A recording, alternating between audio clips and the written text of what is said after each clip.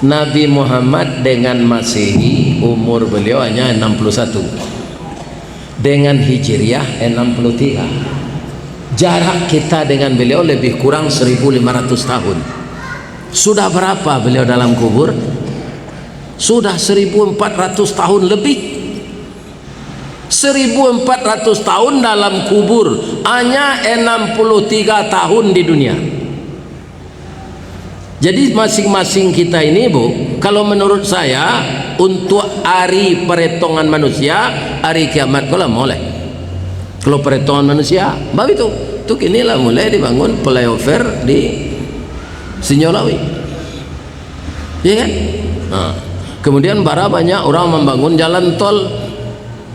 Nah, jadi menurut manusia lama kiamat boleh, ya kan? Tapi menurut Allah tidak lama lagi.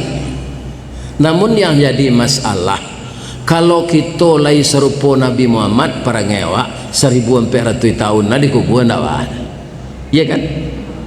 Nah, ini kalau pareman banyak dosa, tidak salat, tidak sembahyang, pengadu laki orang pelakor, memperusi pengadu bini orang. Kalau mencelik bininya titik selemo, mencelik bini orang titik selero.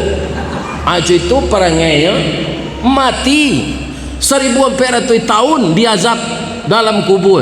Kira-kira bagaimana?